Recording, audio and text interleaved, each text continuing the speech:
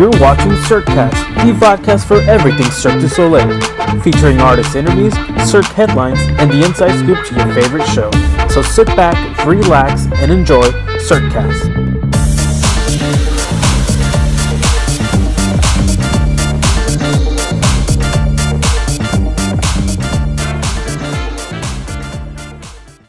So after intermission, it starts again. Right, so the curtain's down, and then it goes up, and it's the Poles act, and this was my least favorite act, I think. Yeah, I would agree. Question real quick. I need a picture.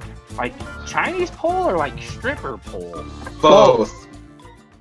A Chinese stripper pole? Well, Mexican Chinese stripper pole. So in the middle, where the curtain goes up, where the curtain was down, when it goes up, in the middle, you see the Chinese poles, and it's four poles, and two of the hoops guys are doing the act, and I guess two girls as well. They kind of go in and out, but for the most part, is the guys doing the Chinese poles in the middle, and around it you have kind of like the stripper poles. I don't know if that's what they're calling it. Obviously they're not. But, dancer pole. Dancer poles. Yes, that's a more appropriate name. I think the act itself was called pole dance. It might be referred to as pole dance or something of that nature. And they're costumes, women. By the way, they do not make it seem like it's not a stripper pole act, because they're wearing like these really short shorts and it looks like is it like a sports bra, I think, something like that. Yep. Yeah, there's not much clothing going on there as far as the costumes. What's the deepness behind it? I mean, Ricky, since you've been reading, why? That I did not understand at all. No, the name of the song is Los Mosquitos, so. Oh, it's that song? Yeah. Yes. But it's slower, I like the song actually, just not the act. I don't get the act. I guess I should say that. Yeah, I don't get the act either. The Chinese poles portion of it was okay. They did a couple of interesting fast-paced drops on the poles, but I think overall it is a very similar choreography to what we've seen in the past, certainly in Mystère and earlier in Saltimbanco. The poles part, I get that it's a stripper pole. But yes, you see now it is used for more exercise now, and people are using it for dance, and I get that part of it. It's okay. I don't think the two married well at all in the show. Again, as Jose pointed out, the song is Los Mosquitos, and on the CD, and of course it was used in one of the teaser videos. It's a beat that loops. But in the in the show, you may get a little bit of melody, but the melody in the actual live version is so slow. I mean, you barely can pick it out. I mean, yes, it's there, but you go, what? And so, recall earlier I mentioned that some of the puppeteers come out and they're dressed as leaves. Well, my take on it is that you are in the jungle. So, obviously, there are mosquitoes in the jungle, so I'm guessing that's where some of that comes into play. But you got the people who are coming out as leaves. Some of the costumes of the people who do the poles have eyes on them, and if you look at the curtain and at various parts of the disc that's in the background, they project eyeballs on it at various times. So small eyes, jaguar eyes, that kind of stuff. So I think you're supposed to be in a forest, or you're supposed to be in a rainforest of something like that, where you've got foliage and you've got these creatures that are looking up from you. Really, if I hadn't read all of that, if I hadn't maybe kind of inferred from what they were trying to get, I wouldn't have got it. Seeing the live show, and I don't think it works. And I think I agree with Jose that it's probably one of the acts that other than the 360 swing thing, is one that I don't like in the show. I love the music on the CD. The music live is too slow, but there is a point where the band will tell you what the song name is, because they'll go, Los Mosquitos, And they'll say it twice. And at first, I looked over at Jose, and he looked over at me, and we go, "What the?" And then the second time we saw the show, we were waiting for it, and we were like, "Los mosquitos!" And so now it's one of those things that I gotta hear. I gotta have it. Gotta have my mosquitoes. Gotta have it. What about the audience? Were they with you guys, or were they actually enjoying it? I think they enjoyed it. I don't think they enjoyed it as well as they did the swings or the freestyle or some of the other stuff. But the applause was there. The energy was there. How long of an act? I think it was longer than it needed to be. It's fairly long, yeah. Yeah. And again, it's no disrespect to the artist because no, I would never be able to get on a pole. That's for sure. I'm paid to see that, buddy. Now we have to get you on a stripper pole. No, I don't think the stripper pole would hold. So, but there's a part where they're kind of sliding down, and it sounds like it hurts because, like, the skin just going down on the pole. It just kind of makes me feel like that they're really hurting. But yeah, so obviously not something as easy for a normal person to do. It's just, for me, just didn't make sense in the show, and it's not even. I was looking at the pre-program, and that's not even explained in the in the program. So I wonder if that's one of those acts that was just added after, or I don't think so, because if you look at, and you may have taken a picture. I don't know if you did or not, but in a really, really early announcement of the show, the leaves. I remember the picture of the leaves. So I don't know maybe if it went with that act, but it was something that was kind of part of the thematical construct. But it just fell out of place. Yeah, it is a little weak. And then it the 360 opens the second act. Yeah, it opens the second half. And then the 360 swing comes after that. And then we get into the aerial straps. So we get into something that's a little bit more thematical. And we've gone through the straps. I don't know that we need to do so again, but right. Just the song. It's Tlaloc on the soundtrack. Both the soundtrack and the live version I like. I don't have any complaints on the music. And after straps, is the juggler guy. And right, actually, after the straps, there's a point in the show where you really love, and I'm going to let you explain it. The hummingbirds? Oh, yes. So after the straps, again, there's water coming down. And this I liked. So the way they're cleaning the stage, or drying the stage, I'm sorry, is that the hummingbirds come out and some other, characters, artists, obviously dressed in different costumes, and they're kind of just playing around. You'll see two of the hummingbirds kind of, in a way, fighting, I guess, bickering, and one of them, kind of just grabs their beak and they come off of the costume, and then the other one does it to the other hummingbird, and then just kind of throw them, and they try to land it on their head, and it was just very playful, and they go out in the audience as well, some of them. Yeah, they're slipping and sliding all around. Right, and then I think, are the cactus out in that scene as well? And I think they're the ones that are drying, or some of them are drying the stage, because they have this huge machine thing that they created for the show to dry the stage. Anyway, so the music it's fun. The scene is just really fun, and it's just chaos happening, and I love that. And if they can do, obviously they can't do the same thing, but if they find a way, a creative way like that to dry the stage after Sir Will, then I won't complain about that anymore. But yes, that was very fun for me. It's not necessarily an act; it's just a transition, kind of like in Kusa, where they're setting up the high wire, where you don't really the clowns are out in the stage and just kind of goofing around, and they have the cannon and all that to kind of take away from the fact that they're installing the high wire apparatus. Here, yes, you see them drying the stage, but it kind of mixes in with the entire playful chaos on stage. And so after that, that's when we get the juggling act, and the song for the juggling act is not on the soundtrack. Unfortunately, I liked it. It's just the xylophone or marimbas. Marimbas, yeah.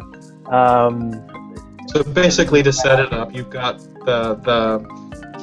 there's two artists or two musicians that come out, and they've got the huge marimbas, and they're playing, this little jingle, and that's basically what it is. It's kind of like ding ling ling ling. So it's like the tikis from Disney World. That's the first thing I thought of, or Disney World or Disneyland. They're playing the little ding ling ling. So you've got that. The spotlight is out in the audience, and this guy, he's juggling these 3 silver pins really, really, really fast, and that's his shtick. That's what he does. Really, really, really, really, really fast manipulation. Awful pants, awful shirt. So I'm sure there's some kind of cultural reference to that, but it's awful. But anyway, so they're playing their ding-ling-ling-ling-ling, and he gets up on stage, and he's flipping them around, and for me, other than the fast manipulation, it's a typical juggling act. The song, like Jose said, is not on the CD, and at first when I heard it, I turned to Jose, and I'm like, what the hell? Because if you ever saw the trailers for Inception, so there's something coming out, he goes, Bram. So one of the marimba players has a huge tuba. Actually, there's a guy holding the tuba that comes out after the beginning of the act. He comes out and he's holding the tuba, and then there's a marimba guy, and you can tell when the bram is about to come because he kind of stops, he turns, grabs the mouthpiece, and just blows on that tuba. And yes, Ricky did turn to me, and he literally just looked at me. He's like, "What?" But after doing it, it was like, okay. And so then I would hear it, and I'm like, oh God, why? And then the second time we saw it, it's like the Los Mosquitos. I gotta have it. So I'm sitting there, I'm going like this, and I turn to him and go, Bram! I gotta have it, and I'm so sad it's not on the CD. But I love that part now. I love it. So when I hear the song, all I gotta do is I gotta play it, and it comes on as Bram! Okay, that's great. And I'm losing my shit because I just love it. So yeah, it's the best part of the act for me. And then not that the act is bad. It's a good act. He's a good juggler. I don't think we saw any drops. The first night, no. The second night, he did have a couple of little mistakes, but that happens. Major. So yeah, he does juggle very, very fast. He's quick, dude. And he's small. Very quick. He's small. He's like this. He stays in this tiny box about this big, or from what I saw. I don't even know how he can move him that fast. His hands were more than this far apart. I do find him very charismatic, though, on stage. Yeah. I think I did mention that when we first saw the show. But so after juggling. Well, wait a minute. Don't pass up. So one of the reasons why they sell straw hats in the boutique is that at the end of the juggling act, so very much like in Corteo when they're throwing the chickens, they throw these hats on stage, as a celebration of, I'm guessing this is a celebration of, hey, you did a great job, or woohoo, and so all these hats fall from the ceiling and the characters are throwing them on stage. I don't know that I understand why, and I don't know that it was needed, but now I understand why they're selling straw hats in the store. Oh, and one observation about that is, yes, I don't get it either. And it just bothered me because right after that, I think we get Contortion, and so when they're setting that up, like everyone's like running to get the straw hats off the stage. And it's just, that was one of my biggest complaints with Luzia, kind of the transitions and again the way that the artists leave and enter. I didn't mention it, but after soccer, the disc is is projecting light, and so then everything's kind of off, but there's still light on the disc, and you just see the artists kind of walk off the stage. You see their shadows walking off the stage, and I'm like, they need to find a better way to get them off the stage. And so yeah, so with the hats thing, everyone's kind of like running to get the hats to set up for the next act. which is Contortion, and the I guess the setup for Contortion, the stage is it's simple. They have candles all around, and we already talked about the contortionist. He's great. The act is good. I'm not necessarily a fan of the song Alebrijes, which is on the soundtrack. I never really liked it. In the show, though, this is my complaint with this act. You have from the beginning of the show up until this point, everything is representing Mexico, the music style, the instruments, all that, and then here comes this Indian singer singing in Indian style, or I'm not sure how you would say it. Or close approximation of it, yeah. Right. And he is in a mariachi costume. And it was just so bizarre seeing him doing his. Which, by the way, if I were to be listening to Indian music, I'm sure I would like it.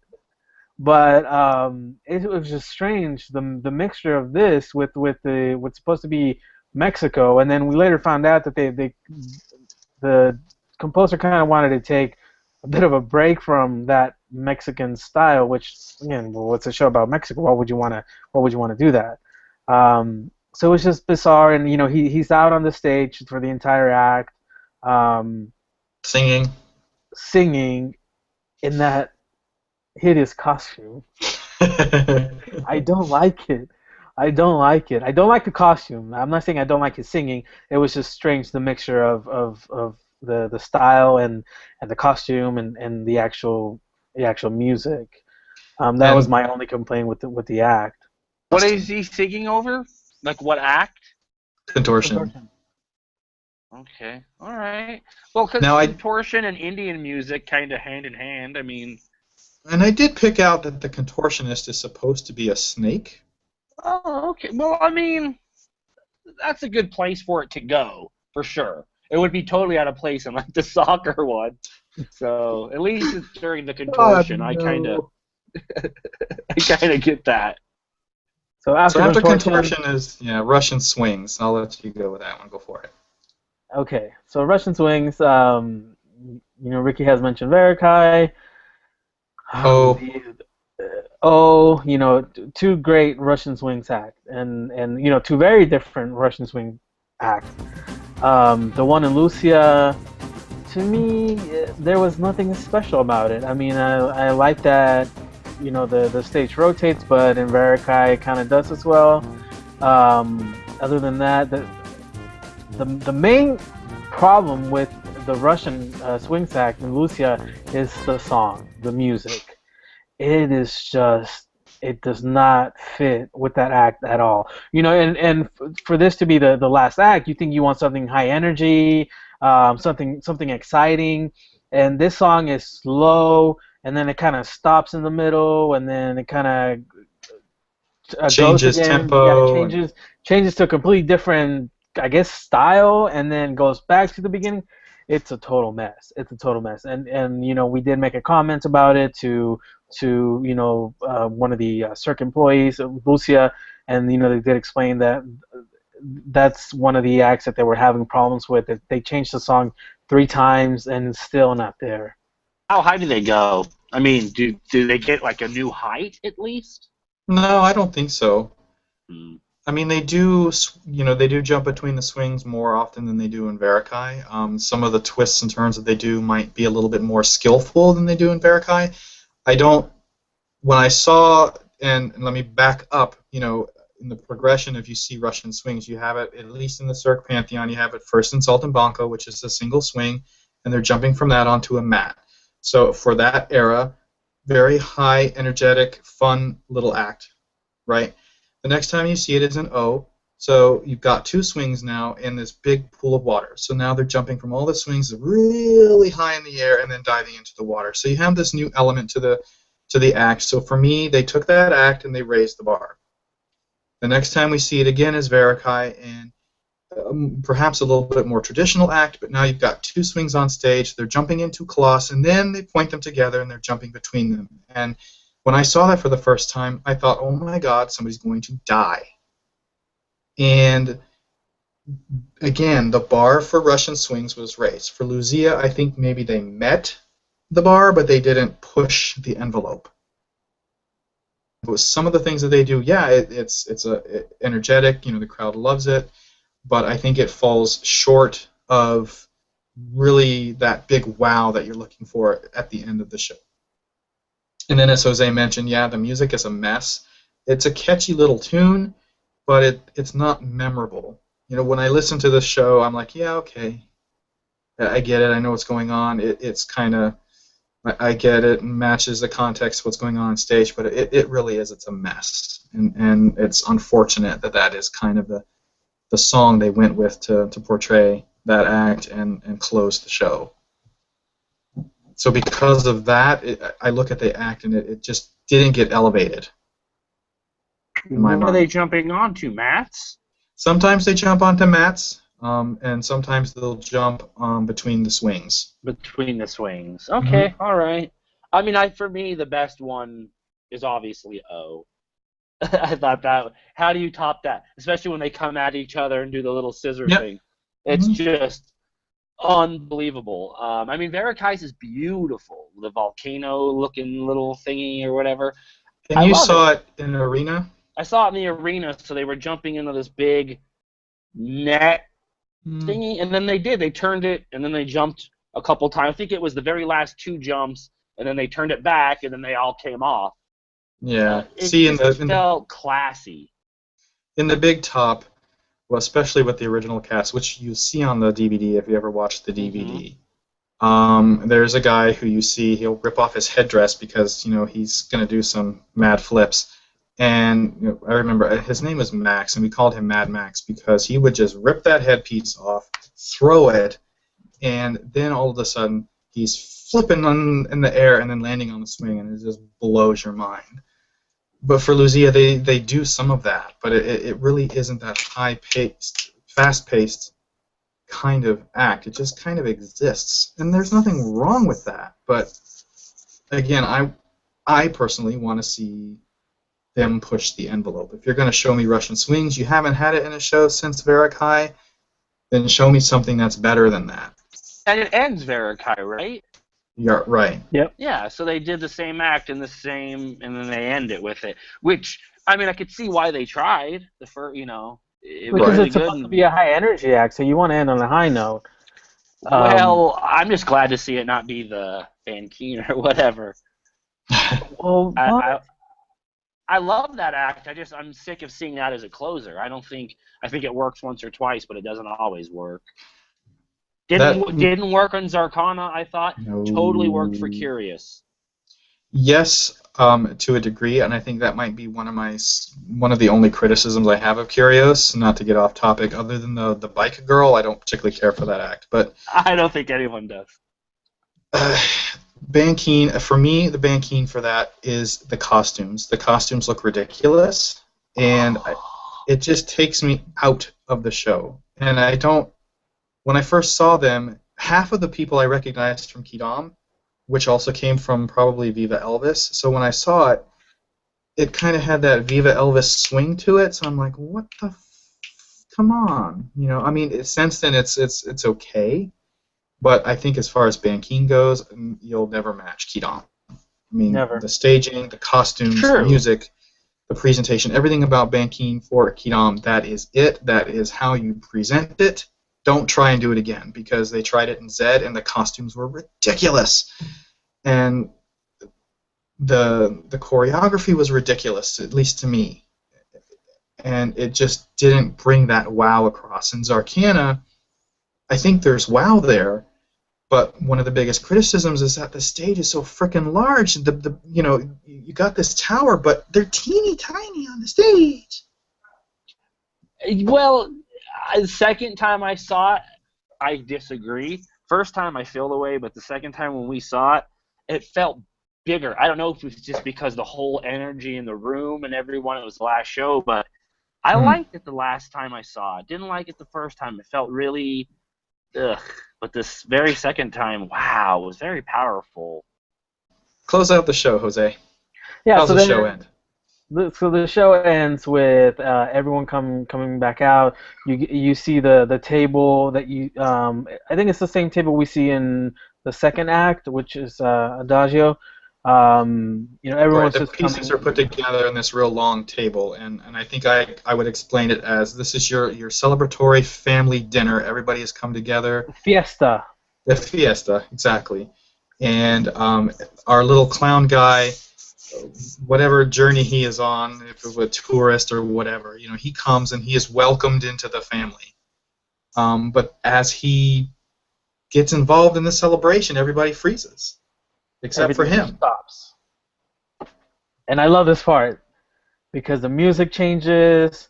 Um, and there's a part in it's a very small part where you get to hear the Indian singer, and that part I really do love, and it's probably like 5 seconds long. Anyway, so yeah, everything freezes, and except for him, and everyone's just holding cups, and he tries to I guess get them to unfreeze or tries to interact with them, but nothing's happening. And so then I think doesn't the stage turn at that point? Right, it kind of Everyone, begins to angle a little bit, and it right. starts to turn around, and you can see behind them then is the key. And he sees the key, and then he kind of and goes out, and then turns the key, and then that starts the fiesta as the bows, basically. So kind of like at the end of Ovo and some of the other shows, then all of a sudden one actor will come out, a performer, and then the next one, and they'll play the music that goes with it a little bit, and then Corson gets his applause, whatever. But before that, I think everyone, after he turns the key, everyone's moving again, and they kind of leave the stage, and the water comes down, and it's just him in the front of the stage, and I guess he's going through the water, and then the water kind of just gives him. There's a part whenever there's a clown act when he's playing with the water, it kind of personifies the water, because at the end of the act he's kind of passing through, and it looks like he's gonna pass through the water, but then it just there's like a slot in the middle where there's no water, and he just passes through, and he kind of nods at the water, and then I guess everything goes dark, and then that's where the curtain call begins. And at the end of the show, I think it's a reprise of Cierra los Ojos, but more of a celebratory, more fast-paced celebration. And so yeah, and then the show ends, and I can't help like thinking back to that. I can't help but smile because it reminds me of what a great show it was. Before seeing the show, I was excited. I really wanted to see more of Lucia. I've never been so excited for a show. Then first time, I don't know why. This show just captivated me, and I would tell Ricky, I'm like, I'm so excited. I really want to see it. And then I thought, what if I'm so disappointed with the show? Maybe I'm just like overhyping it. I may not like it. Maybe I'm not going to. It'll be not something that I didn't expect. And the first time seeing the show, there were a lot of WTF moments. What in the world? I don't get it. I don't like this. Transitions, they need to work on the show. It's still not there. The second time seeing it, and I didn't really do much research after the first show. Ricky found out some things here and there, but other than that, he didn't do his research until after he saw the show. So I enjoyed it a lot more the second time, and I was just like, I want to see the show again. Like, I need to see the show again. I really like it. There's a lot of nice, beautiful moments in the show that I enjoy, and now I don't want the contortion act out. I really do love it, and I want more and more. And I just went out of there, and I'm like, this is going to be one of my favorite shows. I don't know if it's changed, but Ricky's, it's not in his top 5. And I understand, he's seen Curios. I haven't seen Curios. And he's been watching these shows for a lot longer than Dara and I have. For me, it's only been like 11 years or something like that. Only, holy crap! 3 years. Under 3 years. My 3-year will be next month. And I'll celebrate by seeing frickin' Taruk. That's the one coming to my city next. But yes, in my opinion, if you do get a chance to see Luzia, you need to go. I don't know that you necessarily have to go and try to learn about all the interpretations, why they're doing certain things. It's still a great show, regardless if you know why things are happening. It's colorful. The music is great. It's beautiful. The singer, she's awesome.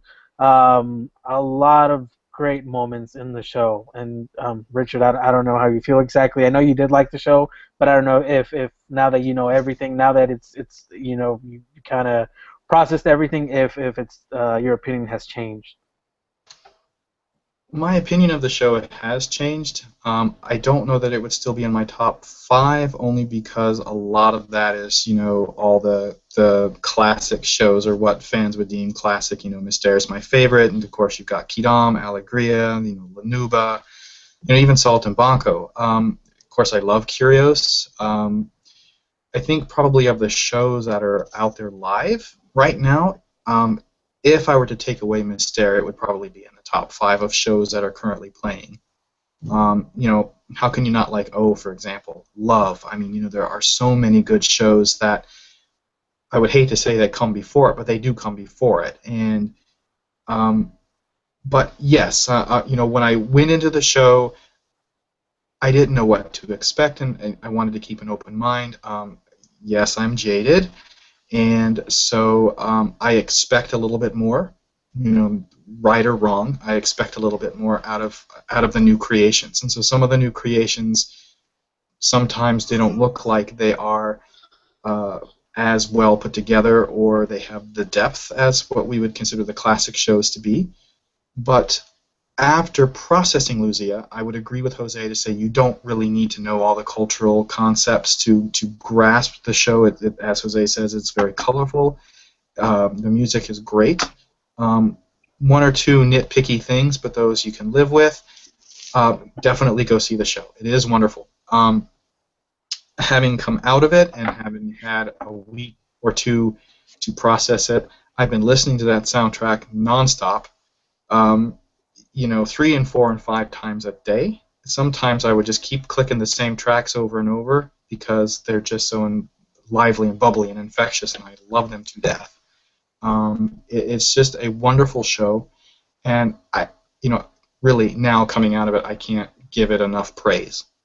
I mean, it really is a good show, and go see it. My only concern is both of you said it was a 2-time show. First time, if you only would have saw it once, you may not be so in love with it.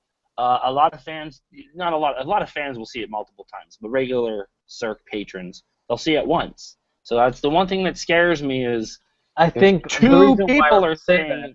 Well, the reason why we say that is because of the mentality of us going into the show. We knew this represents a country, but why? Why are these things happening? Like Ricky mentioned at the beginning of the episode, the general public is not going to go in there and want to decipher everything. They're just seeing a show. They're seeing acts. This is a circus. Just knowing the interpretations, knowing the references, it just adds a lot more to me as a fan after seeing the show. So no, I really do think that again, some of these people, the 360 swing, we're wondering why it's there, but the audience is just loving it. They're just cheering and clapping, and they're not thinking why is this swing in there. Like Ricky and I. Yeah, but like you said, you saw it, hometown, brand new, first city. The people that are there want to be there. They're all hard. Most of them are very much into Cirque. They're gonna really give it their all, opposed to 10. City number 10 or whatever is like Phoenix, Arizona. I mean, but seriously, Phoenix, Arizona, and Mexico don't necessarily go hand in hand. But he did mention as well. Ovo didn't get that audience reaction that a lot of the other shows. Okay, true. And OVO had a very short life. And now as it makes far as sense. Big Top, so it does make sense. But I just know the Colorado audience. A lot of us are really stoned, so it might go over some heads big time. And I tell you what, man, a show can either play here for 6 or 9 weeks, depending on word of mouth. And I don't think you would have to worry, though. I don't know. I don't know, man. Because I think the general theme is public, so heavy. I think that was probably one of the concerns going in, is that the theme is heavy. It's not something abstract like Mystère or even Quidam, even though Quidam is a little bit more scripted than Mystère or Saltimbanco or La Nuba or any classical show, or even Cusa, for example. Because it is so themed to Mexico, I think that's a liability, but it also, if you don't know, it's okay. I wanted to know because, as Jose said, it is themed to that, and some people will want to know those cultural connections. That's why I did my research. I want to know that, and so then I explain that, because for me it helps bring the context of what's going on to me. It helps me understand all of that. It helps me enjoy it more, even though I would have enjoyed it not knowing all that. It heightens that enjoyment. I understand. Oh, it's not just a horsey. There's a reason for a horsey. The swing, yeah, okay, that might be one thing that I would go, ooh. But hey, it's just one element to an overall package. Okay. And so, I think the crowds will love it just fine. I think for someone like you who is a fan, who is becoming more of a hardcore fan, who is seeing shows and then starting to see patterns like you are, and who has begun understanding that, yeah, maybe we should try and push the envelope this way and do some things. You're not as accepting of what comes across right away, maybe, and maybe I'm misreading that. You're a little bit more judging. You're maybe a little more educated in the ways of Cirque. So which is right. But man, that 360 swing, that looks exciting as hell to me. And because I'm such a noob, that looks really exciting. And see, even as a new person, or even as a seasoned person, I will like an act that you won't necessarily. And we talked about the Cusa High Wire. You don't like it. I like it a lot, and that's okay. You love Zarkana. I don't. People love Zumanity. I've seen it. It's a great show, but I don't need to see it again. I don't care to. Oh, I want to see it like 10 times. And that's awesome. It's just, you've now come to a point where you can do a little comparing and contrasting. There's no going back, man. I'm There is no going back. Shit, and O was number 10, and then Love was 11. Like, man, those are two of the. Whew, it's gonna be hard. It's gonna. The next one I'm seeing is the Avatar show. So I'm after seeing Love, I'm not. That might be unfortunate, but I think maybe you understand why I do some of the things that I do. Like, definitely. I will go in and, like, I know what Avatar is, so in Taruk I can appreciate that level. Now with the added acrobatics, I'd love to see, what that has done to it. I'd love to hear Jose's comparison and contrast to that. Yeah, hell yeah. But you can go in and like Jose and I discussed in this episode, we didn't like the hand balancing act at all. The way it was set up in the scene, and it's just so cheesy. But coming to understand that it's okay, it's to be cheesy, even if you don't understand that it's based on Mexican cinema from the 40s and 50s, and that because of the lack of money, it was cheesy. Even if you don't understand that, you can enjoy it just for the cheese factor, which you would. I will. And you will, and we do, and we will. Even though, hey, the research says, it's this. And even after he told me, I was like, so what? Why does that belong in the show?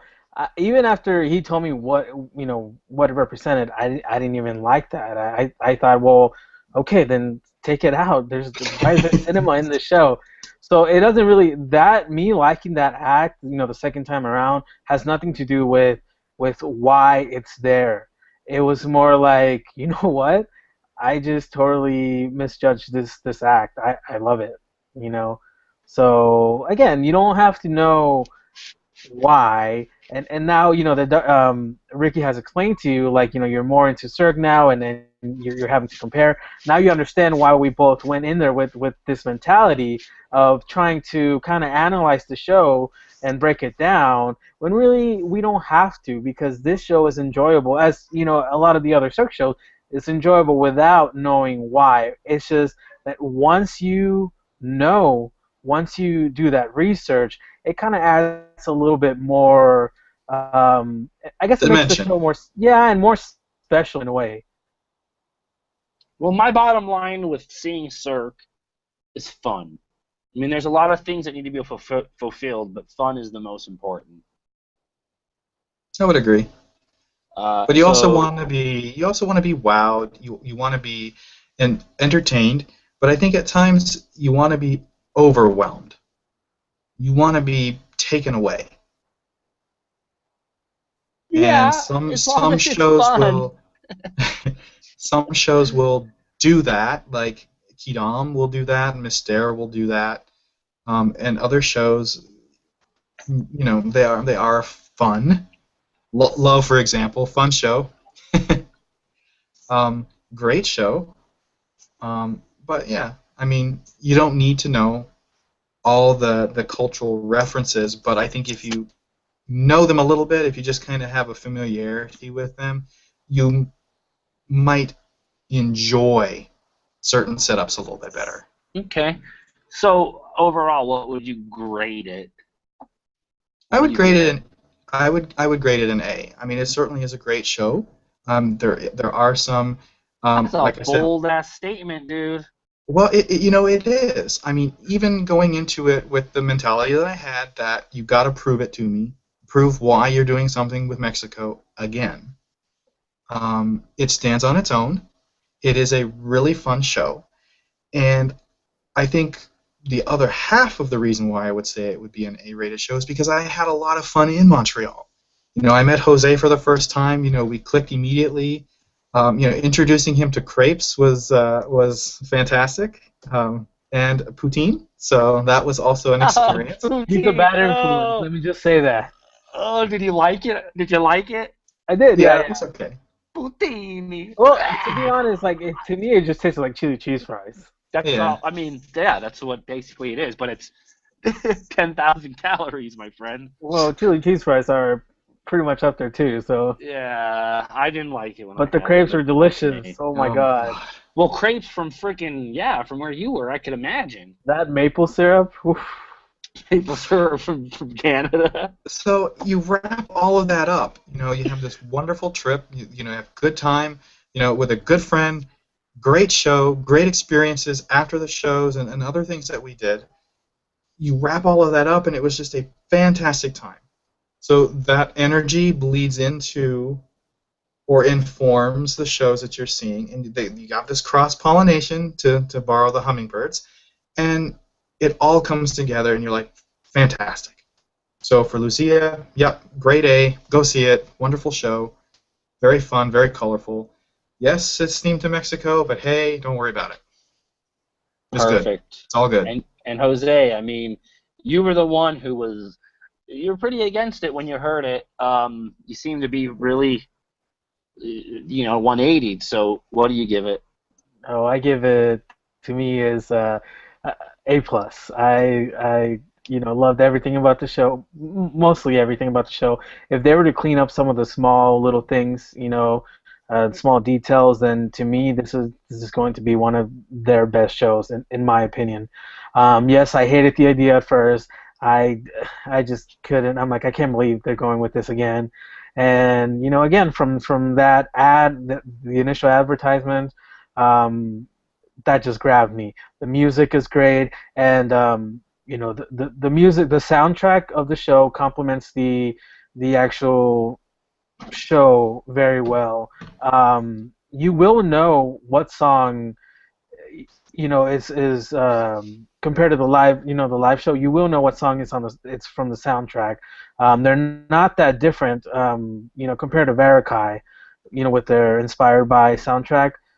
It's not like that, and yes, it was produced by Norte Collective, which wasn't, they really didn't have anything to do with the music of the show.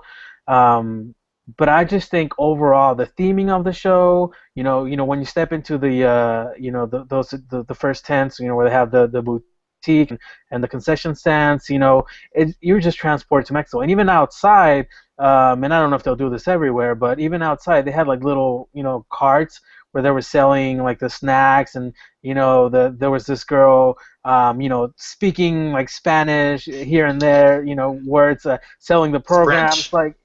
Yeah, it was like French and Spanish mixed together.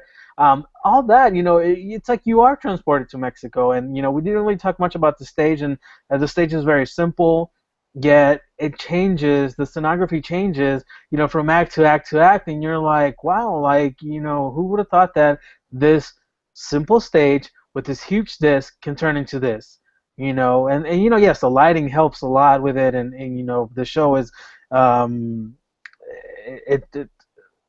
There should be a lot more lighting because it's in the name. And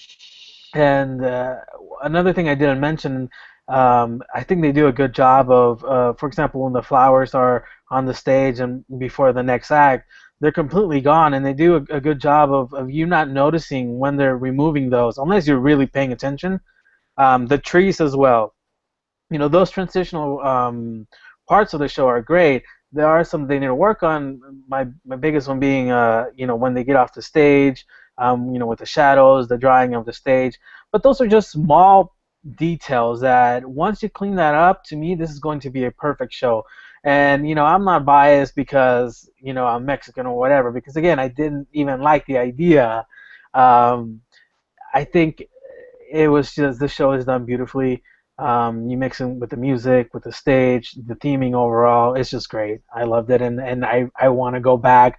I haven't seen Curios, and I do want to see it, but I will go back. I'll go see Luzia before I go see Curios because it just interests me so much. I know you guys have seen Curios, and it's a great show, and everyone loves it, but to me, Luzia just grabbed me and captivated me, and yeah, maybe like Ricky said, it has to do with the trip being so special, being so fun, and so the stuff that we did also outside of the show, but we're still Cirque related.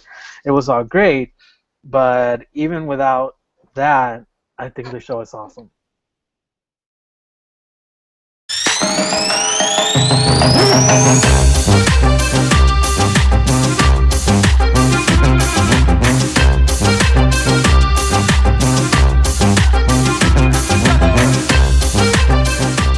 I'm the company manager for Luzia. Yep, I was, as you know, company manager of Kuza up until October, and then I had a couple of months off before I joined the creation team in December.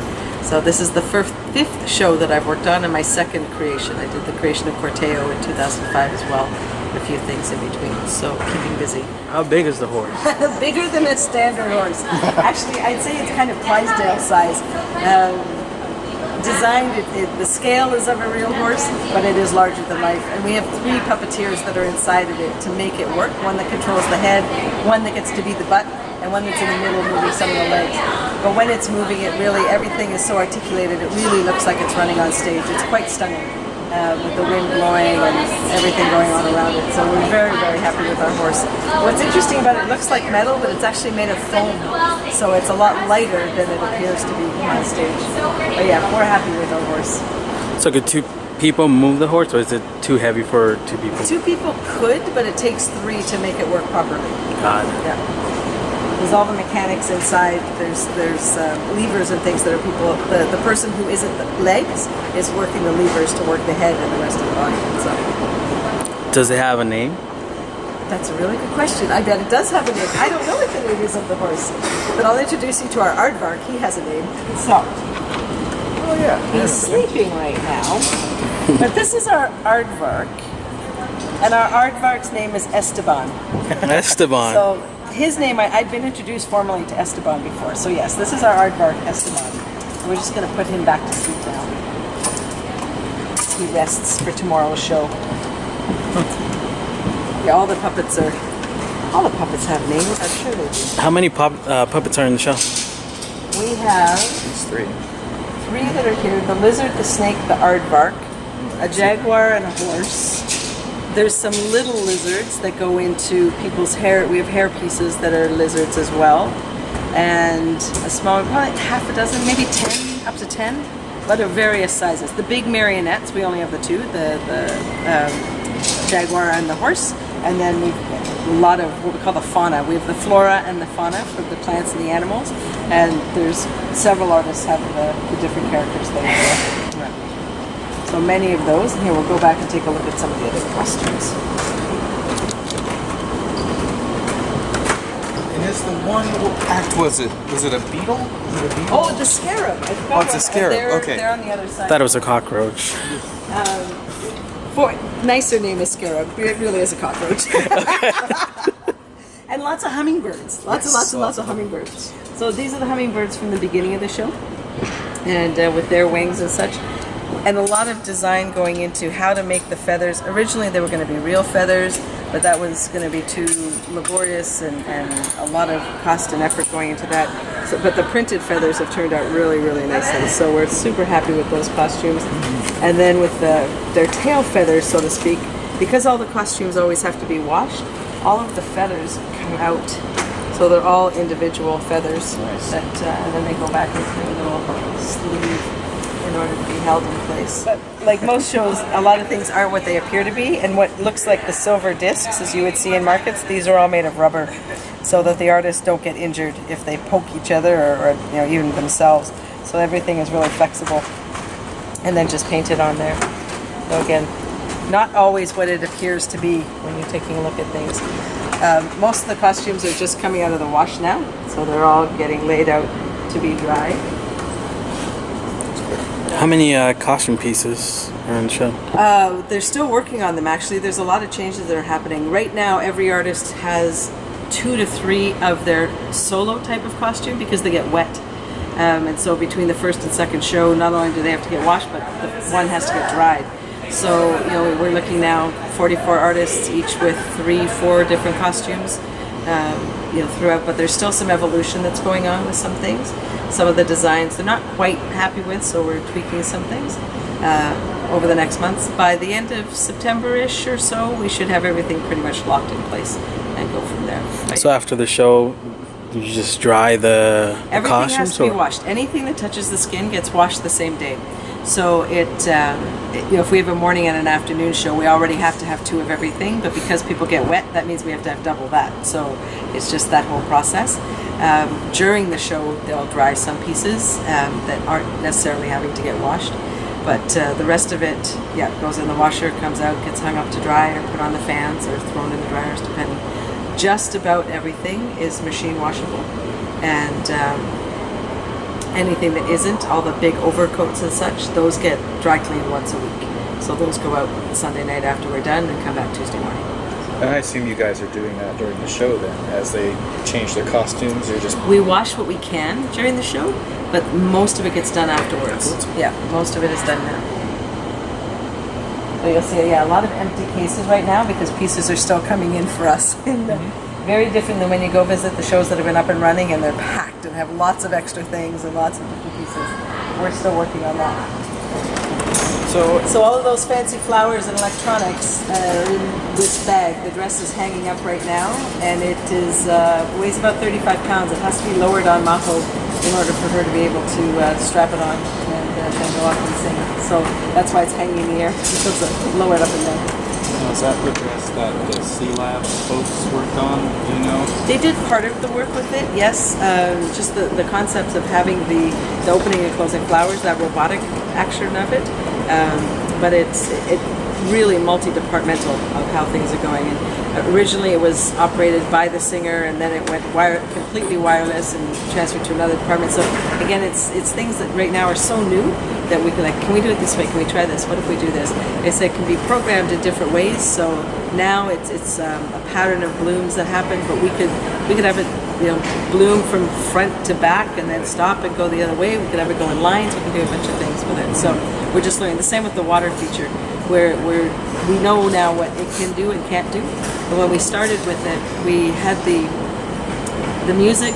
We were trying to force the programming of the water to fit the music, and it wasn't working right. So we had to change the orchestration of the music to fit the programming of the water. So there's things like that are always, on the go. And now we know how to put things in and out of it and such when we're operating the water system. So it's the first time there's more than 8,000 liters of water, so about 2,000 gallons in that system that's running that circuit. A storage tank in the back of the truck comes under the stage, goes up the mast to the very top, comes down, gravity takes control there, and all the programming for the spigots to turn on and off. Then it collects again under the stage. There's almost 100,000 holes in the stage for the water to go through, and then it goes back out again, recirculated, and back through. So except for that opening between the actual bar and the stage, it's a closed system that we control from there. Is that something they'll flush out every so often? At the end of the city, we keep it so clean that we don't need to totally flush it. There's always a bit of overflow, so there's new water coming in, but it goes through UV filters and it's chlorinated. There's all sorts of chemical tests. It's tested throughout the day to make sure that the pH and everything is right, because it's hitting the costumes and the skin and such. It's like managing a swimming pool. Which I'm guessing is things that the company probably learned with having to... A little bit. They have a different type of system, but we did learn some things. They have a different stage surface than we do, but it's that same concept that as the stage comes up, the water disappears. Their acts are a little bit more water tolerant, but I think a lot of that takes time, and we'll get there with things. But right now, the types of shoes and the type of act that we have that follows the water, we have to make sure the stage is pretty dry. So that's why we have those fancy little machines that we invent. We call them the Zorbs, these fancy little machines, invented by one of our technicians to dry the stage. There's a squeegee at the front, there's this absorbent fabric in the middle, and there's a fan on the back to try and get everything cleaned fast enough to be able to get ready for the next act. But we're learning a lot about water maintenance. Have you had the system malfunction during the show? Oh yeah, not during the show. Not major. It'll drip from time to time. Part of that's just humidity and condensation, and water is where it shouldn't be. When we were doing the first working with it, all the time we had problems with it. The programming wouldn't match, it would stop. When we set it up the first time here, it inverted images, so like a 180-degree flip, and nobody thought it could do that. We knew we could turn things on an axis this way, but not on a horizontal axis. And so we're like, wait, how did it do that? And nobody had ever seen it do that before. So whatever glitch happened, gets sorted out, away we go. So we're learning. So the singer's dress. Yes. So one of the things we've done for the first time is we are using remote technology, and this is the petal cover, the flower cover. So when you see the dress, it starts with the flowers are all closed like this, but inside each of the petals is a series of arms, I guess is the best way to describe them. The big ones look like this, and then there's smaller ones that look like this. These white pieces, we print these on a 3D printer. So it's one unit, it's a single unit, and then the wiring is put into it. But what happens when you... And it may not be charged. Oh, it's not charged, sorry. Remote version, old version. So the petals open up, each of the arms, like this, and it allows the flower to open up. And so the dress blooms, truly blooms. And so... And who controls that? It's done wirelessly. It's done from the automation world, and so yeah, that's the sleeve that goes over top, and then they open and close. And the dress can actually be programmed to do different things. So right now we're just doing in a simple form how it opens, but we could have it going in different lines or different patterns and such. What's the main difference between this show and the ones that you've worked previously, as far as definitely that it's so strongly thematic that really the culture of Mexico is coming through, and it's we don't hide the fact that it's Mexico. Other shows you kind of walk out, it's like, I think the story might have been this. There's no doubt about it. That said, I think this show is also very timeless. That it's not a period piece. It's not something that in 5 years can be like, oh, that's old. That music is old. That look is old. I think this is going to stand the test of time for ages and ages and ages. It's not it's not the highest acrobatic wow factor of other shows, but it still has enough energy and drive and music and momentum that it is going to carry itself. If people leave here feeling happy, you can't help it. The end of the show, every show, people are on their feet and clapping along with the music and cheering, and you just can't help it. It's a fun show, and I think it's one that really appeals to all ages too. And other shows, we've always been sort of targeted as the adult circus and not necessarily for kids, but I think because of the colors and the lights and the excitement in this show, it really does suit everyone. So it's good. It's a great show. I'm proud of it. So after Montreal, you go to Toronto? After Montreal, we go to Toronto. So we're here until the middle of July, and then we have about a week. It's a standard transfer for us, 10 days, and we open the last week of July in Toronto. We'll be there until mid-October, and then we have our annual leave, so 2 to 3 weeks off, depending on New York. And we open up mid-November in San Francisco through middle of January, and then we're San Jose, Seattle, Denver, and places after that to be confirmed. I have the schedules, but not confirmed. But we're in the States for the next couple of years.